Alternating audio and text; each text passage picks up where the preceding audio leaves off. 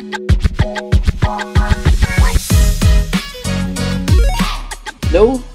Okay guys, nandito po tayo sa panibagong episode sa ating paghahanap ng bahay na for bidding ng pag-ibig. Una sa lahat, hindi tayo ahente ng pag-ibig. Hindi rin tayo empleyado ng pag-ibig. So wala tayong kahit anong koneksyon sa pag-ibig. Tayo po ay naghahatid lang ng video para sa mga taong busy at walang time para tumingin ng status ng bahay na naka-for bidding sa pag-ibig. I-note nyo na po yung mga unang detalye sa video na ito, lalo na kung nagustuhan nyo yung bahay, at least may mga details na kayo at hanapin nyo na lang siya sa list ng pag-ibig na nakapost sa kanilang website. Pupuntahan po nating bahay ay sa Molino, Bacoor, Cavite. Maganda po to dahil malapit lang to sa SM Molino. At kung nakikita nyo po, pinapakita rin po natin yung environment, yung paligid ng subdivision. In case na kayo yung manalo, at least alam niyo na kung ano yung mga establishment na nakapalibot sa subdivision. Yan po, kung nasa kaliwa po, yan po ay hospital. So malapit lang rin po yan sa subdivision. Yung kanina po, sa simula ng video, may makikita po kayong Dali Grocery. Pero marami na rin po atang grocery doon sa loob ng subdivision. So maganda po yung location niya kasi malapit lang rin po siya sa road or sa national road. Yung road po, pag diniretso nyo po, dire-diretso po, kapunta na po yung Maynila. Ito na po yung subdivision. So, nasa loob po siya ng Georgetown Heights. Yung subdivision na yon na ang pangalan ay Villa Vieja 2 subdivision. So, dalawang pong guard ang papasukan nyo bago kayo makapasok sa subdivision. Which is for me, napakaganda kasi secured yung subdivision. Pero ito pong subdivision na to, malaki na po siya, yung Georgetown. Pero pagdating po dun sa subdivision, pinaka-location ng bahay, yung Villa Vieja, maliit lang po yung subdivision mismo na pinagtatayuan ng bahay na naka-forbid. Okay po yung location kasi marami pa po siyang puno, maaliwalas pa po, mahangin. At 8 to 9 minutes lang po yung lakad na ito papunta po dun sa labasan. Ngayon, kung pupunta naman po kayo ng SM Molino, siguro 10 minutes lang po kung meron po kayong sasakyan. Madali lang rin pong hanapin yung bahay kung sakaling gusto nyo po siyang tingnan kayo mismo. Madali lang rin po siyang puntahan. Mamaya po ipapakita natin yung map.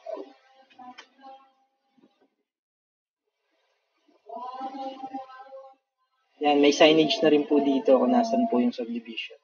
Ito na po yung pangalawang entrance or yung mismong entrance ng subdivision. Villa Vieja. Hindi ko po alam kung bakit may number 2 dun sa pangalan nung nasa list ng pag-ibig. Pero dito wala naman. So ito po, nandito po tayo galing kanina sa may part ng Dali Grocery. Yan po ngayon yung Bella Subdivision. So, kung makikita nyo po, sobrang liit po ng nasasakupan ng subdivision. Meron pong mga bakanting lupa po sa bandang baba niya. Hindi natin alam kung sa subdivision yan or sa ibang tao na yung may-ari. Or kung mag-extend pa ba yung subdivision. Pero at least, yung community, napakatahimik, napaka-continue pa lang po ng family dun sa community. Pero paglabas nyo po, nandiyan na po agad yung high school ng Georgetown. At marami pong establishment kung makikita nyo po sa map. Ayun po yung Shakey's kanina kung nakikita nyo po. Sobrang lapit lang po niyan.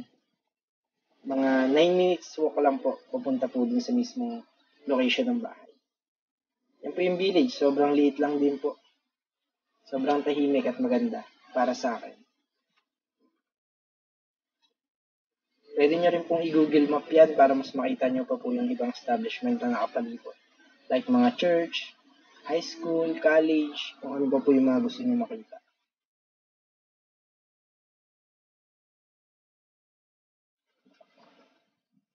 At sakto po, pagpasok po namin ng subdivision, nakasalubong namin yung presidente ng subdivision, which is nakuha natin yung mga importanteng impormasyon. Tulad na wala na po talagang nakatira sa bahay. So, sigurado po tayo na unoccupied na po yung bahay kasi mismo presidente na yung nagsabi. Ngunit meron po tayong konting problema. Sabi po ng presidente, meron pong arrears or utang sa HOA yung dating may-ari ng bahay. Hiningi ko yung estimate ng utang. Sabi po ng presidente, hindi naman po tataas ng 25,000. So, sa unang dinig, malaki yung 25,000. Pero pag nalaman nyo na po yung price ng bahay at ganda, sigurado po na para sa inyo, yung 25 is okay na. Isama mo na sa presyo ng bahay. Siguradong makakamura ka pa din. Kaya isa ako sa magbibid ng bahay na to. Tingnan nyo po yung structure ng mga bahay dito. Medyo luma yung style or hindi ko alam kung ano yung tawag sa ganyang klase ng gawa ng walling. So, kung makikita nyo po, hindi po ata sila nagpapapaint ng labas ng bahay. Medyo rough po yung walling po sa labas. Ito na po yung bahay. Makikita nyo solid pa po yung entrance door at meron na pong bakod. Kaya hindi na kayo magpapabakod. Meron na pong railing yung harap ng bahay nyo. Kailangan na lang dyan is tanggalin yung kalawang at i-repaint. Isa pa sa maganda rito sa bahay, kung mapapansin nyo, yung gilid nyo o yung parking area niya is sementado na po. Hindi na po kayo magpapasemento, additional gastos. Wala na po ganun. Tatanggalin nyo na lang po yung mga sobrang ayan, yung mga halaman na humaba na. Yan po. Okay pa po yung pinto. Hindi pa po kailangan palitan yan. Kailangan nyo lang pong tanggalin yung halaman. Tsaka yung structure po ng bahay, kung makikita nyo, napaka-solid niya tingnan. Yung mga bintana, kompleto pa. Itong sliding window na to is okay pa naman. Hindi lang ako marunong gumamit. Hindi ko alam kung nailalak pa yan.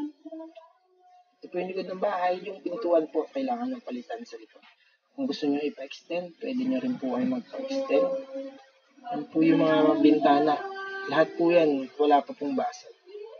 May bakod na rin sa likod.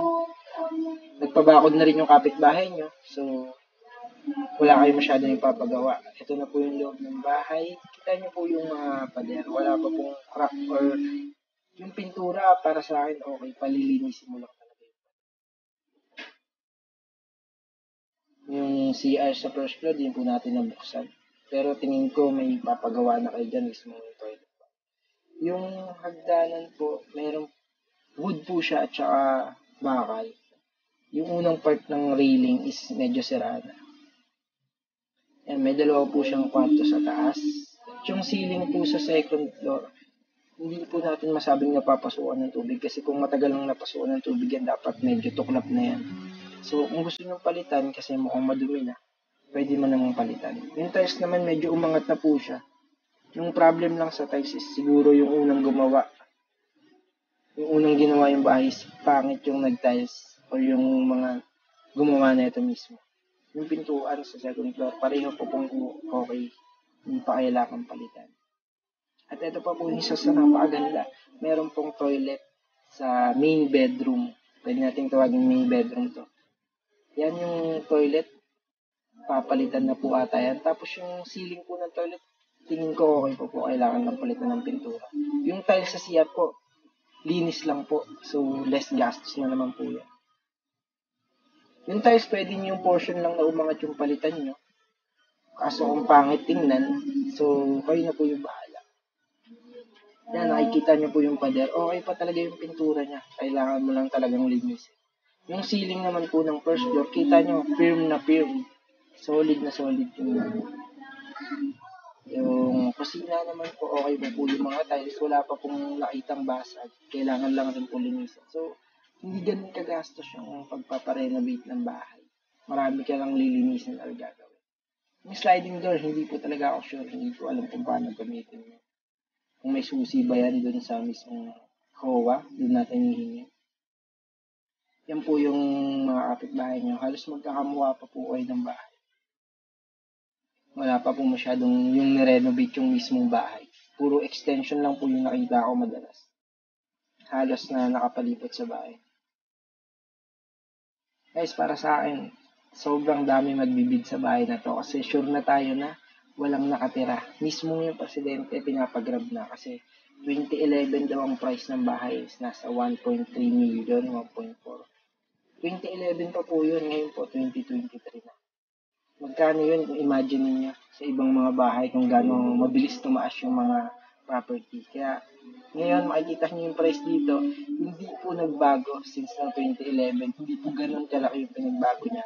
1.4 million kaya isa ako sa mga magiging kalaban ng mga bidders natin dyan. So, alam mo kung sobrang dami magbibid sa bahay na to. Tingnan nyo na lang po yung detalye. Tranche 267 under ng public auction, no discount po. Item number 254. Meron po siyang parking. Kasyang-kasya po yung sasakyan nyo dyan. At yung status po, ang pinaka-importante sa lahat, wala nang problema. Unoccupied. So, hindi tayo problema magpaalis. So, yun lang guys. Sobrang ganda na ito. Sana lang ako yung manalo. Maraming salamat. Subscribe kayo guys ha.